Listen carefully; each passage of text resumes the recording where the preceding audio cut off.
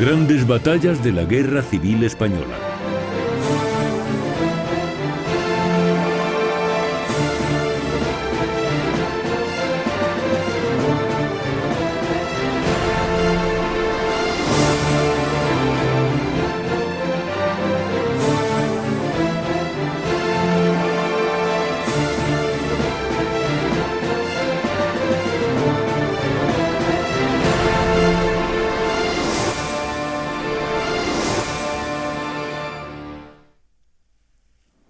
España, junio de 1937. A punto de cumplirse el primer año de guerra civil, los avances nacionales siguen imparables.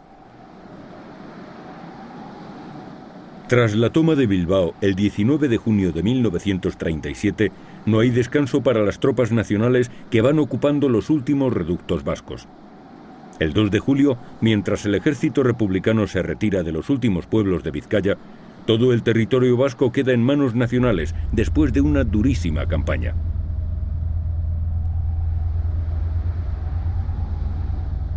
La guerra cambia de escenario.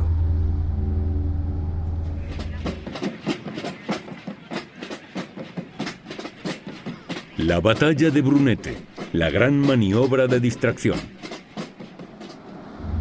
En julio de 1937, el imparable avance de los nacionales en el frente norte impulsa al mando republicano a orquestar una maniobra de distracción en la zona centro del país. La República cuenta con un ejército más disciplinado e instruido. Ha puesto fin al conglomerado de milicias voluntarias que solo lograban ataques mal sincronizados y repliegues sin cobertura, llevando a la tropa directa al matadero. Después de 12 meses de contienda, el nuevo ejército republicano está preparado para lanzar una ofensiva a los nacionales. El general republicano Vicente Rojo es el máximo responsable de esta transformación. 3 divisiones mandadas respectivamente por Lister, el campesino, y el asesor soviético general Walter van a ser las protagonistas de la ofensiva republicana.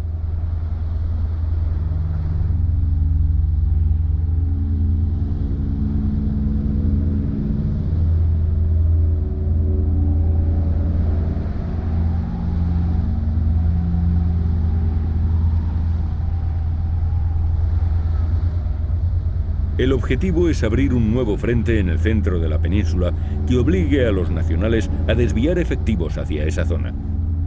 Una ofensiva en la meseta central asestaría a los nacionales un golpe por la espalda y aliviaría la presión sobre el territorio restante del norte. Un teatro de operaciones que tiene a Brunete como escenario principal. El ataque republicano se va a producir justo allí donde la enorme longitud del Frente Nacional hace a este más vulnerable. Bajo el mando de Miaja, avanzarán desde las estribaciones de la Sierra de Brunete hasta la carretera de Extremadura, y otro cuerpo de ejército intentará cortar las carreteras de Andalucía y Toledo. Termina junio de 1937, y con él, la relativa tranquilidad de los pueblos del oeste madrileño. Tropas y armas van llegando a la zona.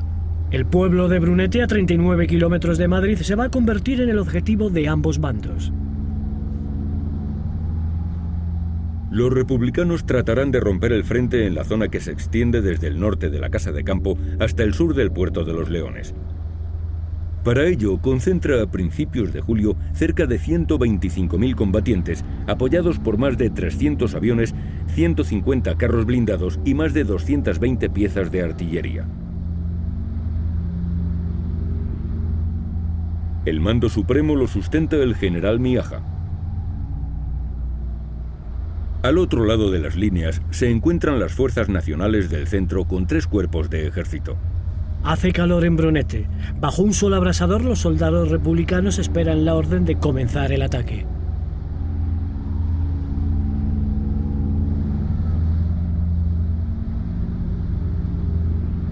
La infiltración republicana se hará entre Navalagamella y Villanueva del Pardillo. Se debe alcanzar la línea del enemigo al amanecer del día del ataque y no habrá preparación de artillería ni aérea. Los generales Rojo y Miaja quieren mantener la operación en el máximo secreto para acoger por sorpresa a las fuerzas del general Varela. La noche del 5 de julio, la infiltración republicana comienza. La 46 División del Campesino avanza con sigilo a través de las líneas enemigas desde Valdemorillo para acercar a las fuerzas nacionales en Quijorna. Los hombres del campesino se infiltran en el más absoluto silencio como sombras guerreras. La moral es excelente. 4 batallones se desvían por el camino de Olla Espesa y rodean Quijorna por los 4 costados del pueblo. Los soldados de la 11 División de Lister hacen lo propio infiltrándose en Brunete. Medianoche del 6 de julio. Los nacionales, pisando suelo montañés, se disponen a avanzar hacia Santander. A esa hora la división de Lister inicia el ataque. Con las primeras luces del día, los soldados calan bayonetas, reparten bombas de mano y cargan contra las primeras casas del pueblo. La reducida guarnición de Brunete poco puede hacer para defenderse. El puesto de mando nacional y algunos edificios resisten unas horas, pero el fuego cruzado de las ametralladoras, acompañado de rápidos asaltos, termina con las últimas resistencias. A media mañana, la 11 División ocupa todo el pueblo de Brunete. Tras ocupar el pueblo, 2 batallones se desvían hacia el sur por la carretera de Sevilla la Nueva y Navalcarnero, y la 9ª Brigada se dirige hacia el este camino de Boadilla del Monte. Cuando anochece, las fuerzas de la 46 División del Campesino ocupan Villanueva de la Cañada tras duros y sangrientos combates. Es decisivo el certero tiro de su artillería y del uso que hacen de los carros blindados. El ataque de las fuerzas republicanas con forma de flecha ha conseguido resquebrajar el frente. El bando nacional reacciona con la máxima rapidez a la ofensiva republicana. Su misión consiste en impedir el paso sobre el río Guadarrama y avanzar hacia Brunete para socorrer la plaza y evitar que el enemigo avance por la carretera de Brunete a Boadilla.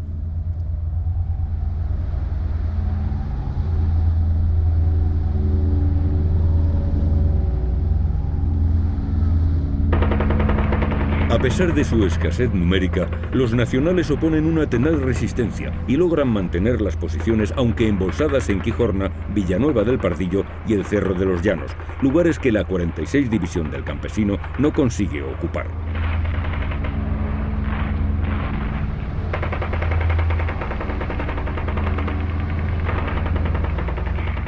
En Villaviciosa de Odón, un batallón nacional frena el avance de Lister.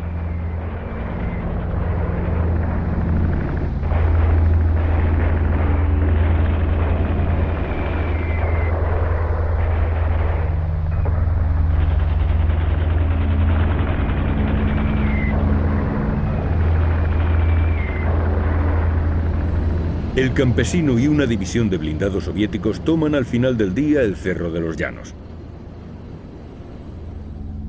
El general Varela pide urgentemente refuerzos. Sin tocar en ningún caso el frente del norte, el general Franco decide desviar unidades próximas, reforzando el frente con las divisiones 150 y 108 de su ejército del centro, hasta llegar a reunir una fuerza superior a los 100.000 soldados.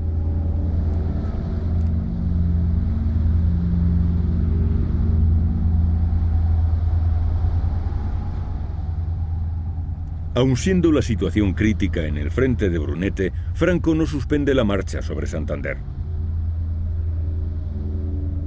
Un día después del inicio de la ofensiva republicana, los Polikarpov I-16, los primeros cazas monoplanos de la historia, son los dueños del cielo de Brunete. En tierra, Lister tiene que avanzar hasta Villaviciosa de Odón, pero en lugar de ello se atrinchera en Brunete. Ninguno de los bandos pudo dormir esa noche. Aunque las fuerzas de Lister están taponadas en Brunete, el Estado Mayor republicano decide que continúe la ofensiva aprovechando que el enemigo no dispone aún de reservas numerosas en la zona.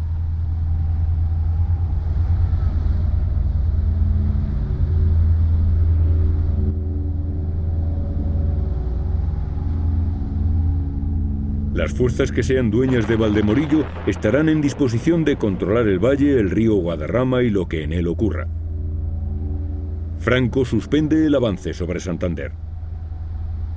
El general Quindelán, jefe de la aviación nacional, manda a la zona un gran número de aviones. La 4ª y 5ª Brigadas Navarras parten hacia Brunete para reforzar las fuerzas nacionales. La maniobra de distracción ha logrado su objetivo de frenar la campaña del norte.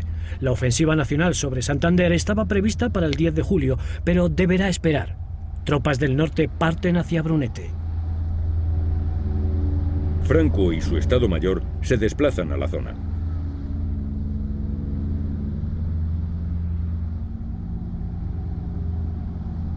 A lo largo del día 7 de julio, los combates se suceden en las inmediaciones del río Guadarrama.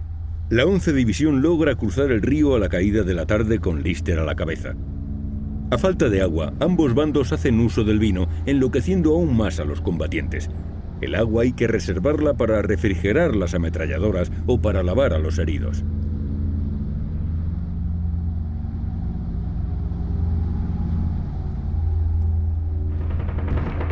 Los combates en Quijorna continúan el 8 de julio. El campesino pasa a fuego al pueblo con la intención de aplastar la resistencia, pero los nacionales resisten. La 13 y la 15 Brigadas Internacionales cruzan el Guadarrama y cuando van a ocupar la línea entre los cerros Mosquito y Romanillos deben frenar el avance hasta que no se tome Quijorna.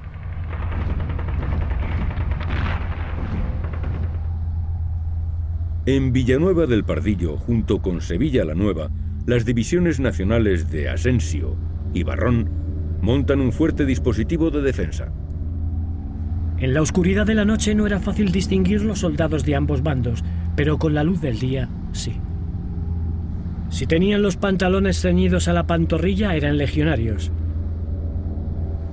Si llevaban los bajos sueltos hasta las alpargatas, republicanos.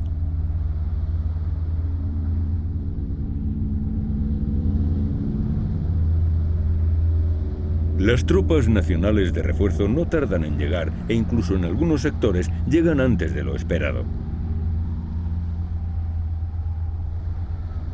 Este es y será uno de los continuos quebraderos de cabeza del ejército republicano que no puede relevar a sus hombres por tropas de refresco.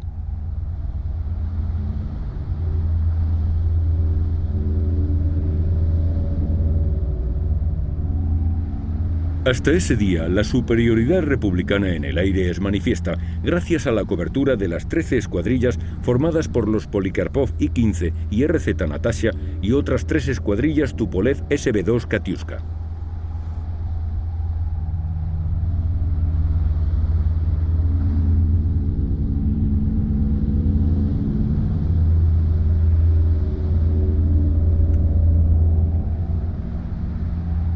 En tierra, tras más de 16 horas de intensa lucha, el campesino da cuenta al alto mando que Quijorna ha caído. Fue una acción magnífica de Modesto que en esta ocasión demostró que no solo era capaz de mandar un cuerpo de ejército, sino que si hacía falta, se ponía en primera línea y mandaba los batallones y compañías como el mejor capitán. Con la caída de Quijorna prosigue el avance republicano hacia Perales de Milla, hasta rebasar el camino de Quijorna a Navalagamella. El 9 de julio, el general Quindelán destina el grueso de la aviación nacional para expulsar a los republicanos de la orilla derecha del río Guadarrama.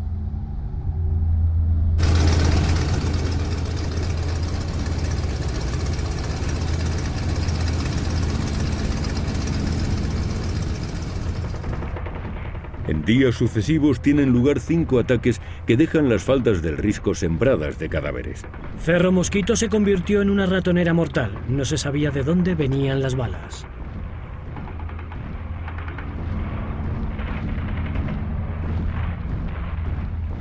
El día 10, los ataques y bombardeos republicanos sobre Villanueva del Pardillo son muy intensos, pero los nacionales, con el general Asensio a la cabeza, resisten. A su vez, la 34 División Republicana conquista el Cerro Mocha y rodea Villafranca del Castillo, conteniendo las fuerzas de Asensio. El general Asensio informa. Por las lomas de enfrente se nos aproxima el enemigo en masa y necesitamos protección aérea. Se ha presentado con 10 tanques, habiéndoles inutilizado 6 de ellos. Espíritu magnífico, dispuestos a morir en cumplimiento de nuestro deber. Ese mismo día, la aviación republicana bombardea con intensidad posiciones en Boadilla del Monte. Durante la mañana, se produce un encarnizado duelo aéreo entre cazas rusos con modernos monoplanos alemanes e italianos. Entran en acción los primeros aparatos de la Legión Cóndor, hasta ahora solo conocidos en el norte. 13 aparatos republicanos son derribados. El teniente coronel Rojo informa. Lo más grave de todo era la actuación de la aviación enemiga, verdaderamente aplastante, abrumadora, imposible de contrarrestar. El 11 de julio los nacionales de Villanueva del Pardillo se rinden. Es la última plaza que el ejército republicano logra arrancar a los nacionales.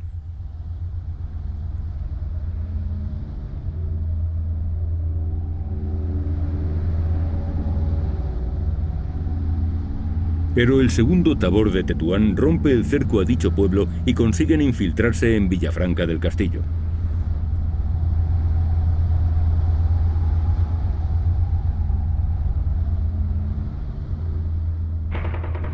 En los días previos al contraataque nacional sobre Brunete, no hay en realidad un frente, sino un constante ir y venir de hombres y máquinas, de camiones cargados de heridos y con nuevos combatientes para repoblar las exhaustas trincheras. En el cielo de Brunete se impone definitivamente la superioridad aérea nacional, decisiva para el futuro de la batalla.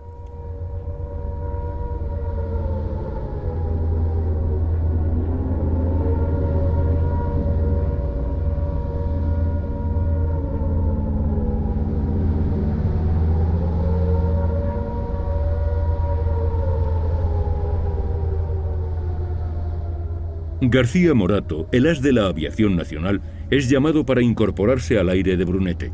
La mejor unidad de caza, la temida Patrulla Azul, va a cambiar las tornas del combate aéreo a favor del bando nacional. Acudimos con una premura exagerada a los cielos de Brunete para desequilibrar la ventaja inicial de los republicanos, teniendo que volar muchas veces aviones a los que no estábamos acostumbrados.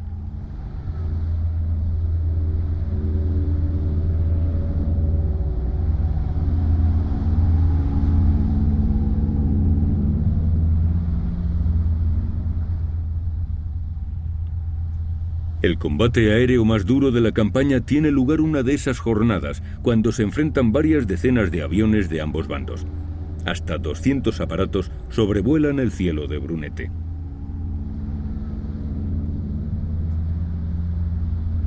En tierra, los únicos combates que se producen son en la mañana del 15 de julio en las inmediaciones de Villafranca del Castillo. Pero después de 2 semanas de operaciones, las fuerzas de ambos bandos avanzan con lentitud.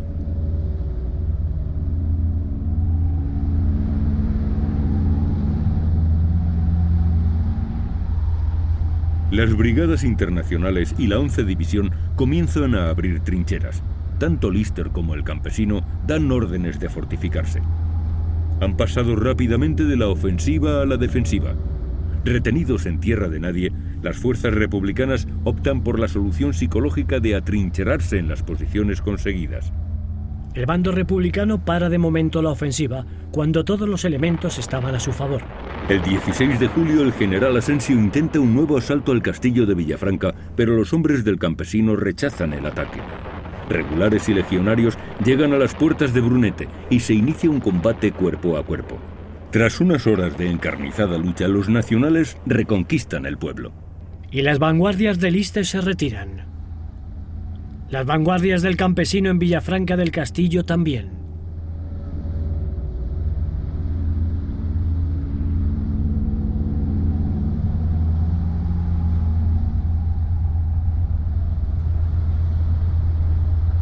Más al norte, las tropas nacionales ocupan Navalagamella.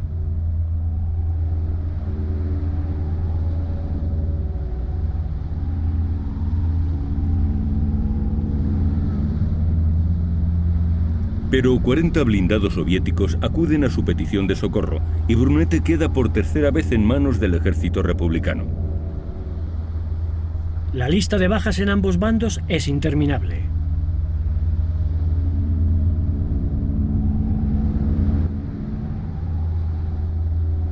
La contraofensiva nacional no va a ser fácil. Los republicanos mantienen una firme resolución defensiva gracias a la gran densidad de ocupación del terreno y a las fortificaciones, especialmente de Lister, que no se ha movido del sitio desde el primer día de la ofensiva.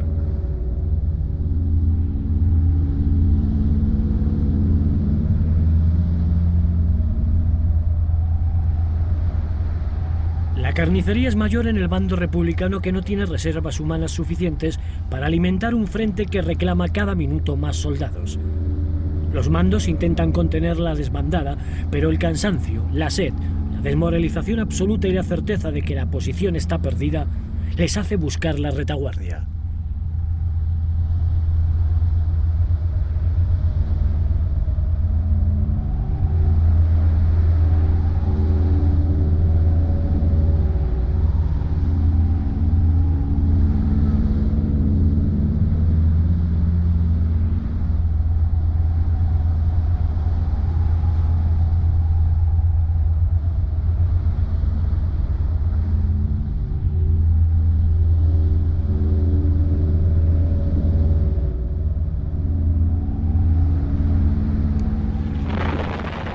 La aviación nacional despierta a los soldados republicanos atrincherados en los llanos con una lluvia de fuego y metralla. Ha comenzado la contraofensiva nacional. Es el 18 de julio de 1937.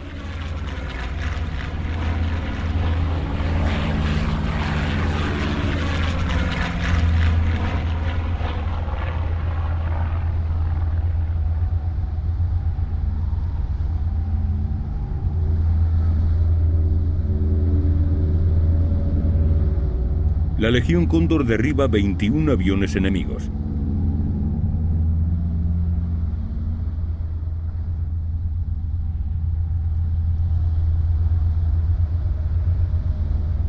Desde ese día, los aviones republicanos apenas aparecerán ya por la batalla, dejando desamparadas a las tropas que son ametralladas sin descanso.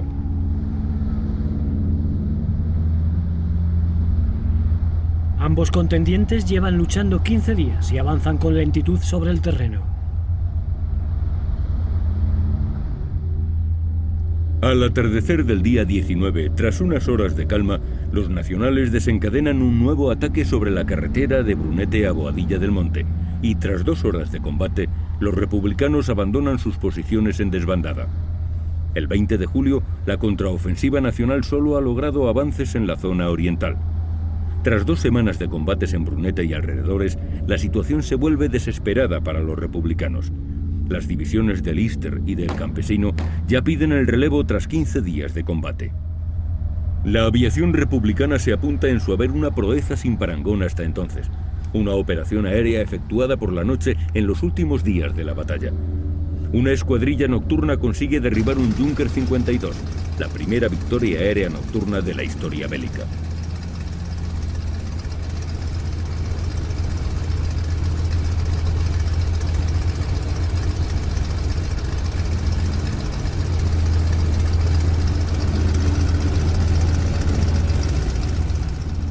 Los dos ejércitos se sostienen en pie, pero sin avanzar un palmo de terreno y sin ceder tampoco una pulgada de tierra. El silencio del alba del día 24 se rompe con un intenso bombardeo artillero nacional sobre el sector de Brunete. Unas horas después comienza el avance de la división Barrón con apoyo de otras unidades y un ataque sincronizado de carros de combate y lanzallamas.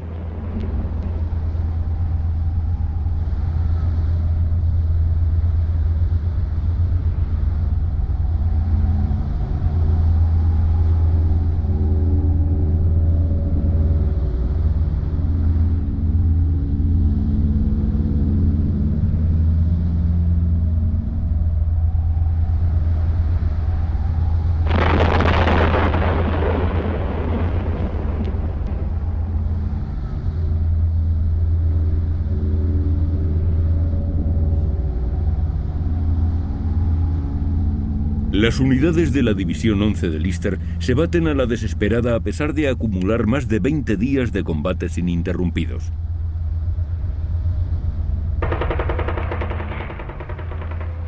La reportera Gerda Taro, mujer de Frank Cappa, muere en el frente de Brunete arrollada accidentalmente por un tanque republicano. Apoyando a Lister se encuentran los hombres de la 14 División de Mera.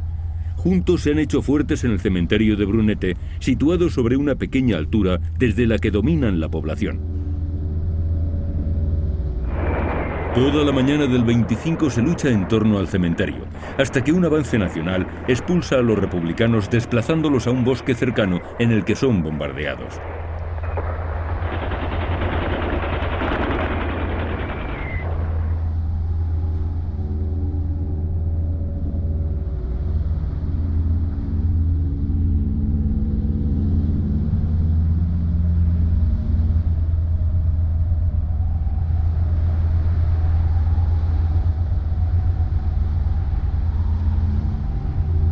Las tropas de Lister y del campesino, agotadas y sin el relevo solicitado, abandonan. La desbandada es general y la vanguardia republicana se hunde. Brunete volvía a manos nacionales. Aquello era el fin. Los marroquíes atacaron en masa en una acción suicida, sin que tuviéramos tiempo los supervivientes de reponernos. El pueblo perdía su fisonomía por momentos y lo que era ya una ruina quedó convertido en mero escombro. Brunete ha caído. Al mediodía del 25 de julio, los nacionales ocupan las ruinas de Brunete. Las trincheras de su cementerio están llenas de cadáveres. Las bajas son muchas. Se cifran en unos 20.000 los muertos republicanos frente a 17.000 nacionales. La cifra de heridos también es muy elevada. Cada soldado que ponía un pie en una trinchera recién conquistada saltaba por delante de un cadáver que le había abierto el camino.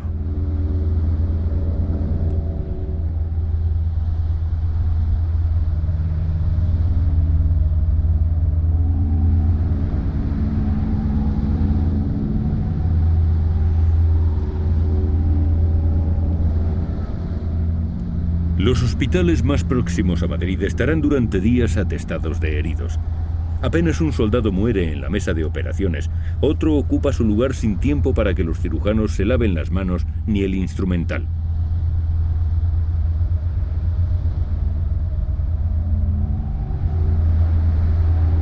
El general Varela y el general Asensio solicitan del alto mando nacional permiso para continuar la ofensiva, aprovechando la ventaja obtenida del enemigo, pero el general Franco considera de mayor importancia retirar las fuerzas del Ejército del Norte que han apoyado la ofensiva de Brunete para continuar la campaña sobre Santander. Los republicanos conservan Quijorna, Villanueva del Pardillo y Villanueva de la Cañada. Ambos bandos se atribuyen la victoria.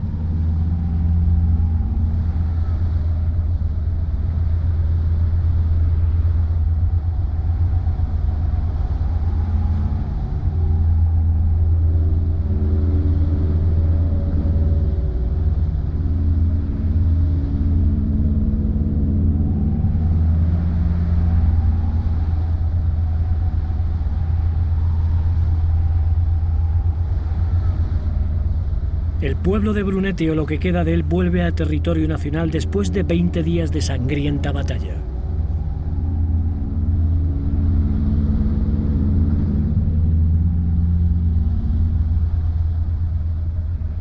La ofensiva de Brunete ha retrasado 5 semanas la campaña nacional sobre Santander, uno de los objetivos perseguidos por la República. Pero pese a la batalla y a los miles de muertos, la campaña del norte continúa su marcha imparable. Los nacionales ya pisan suelo montañés. Se cumple el primer año de guerra con una lista interminable de muertos en ambos bandos.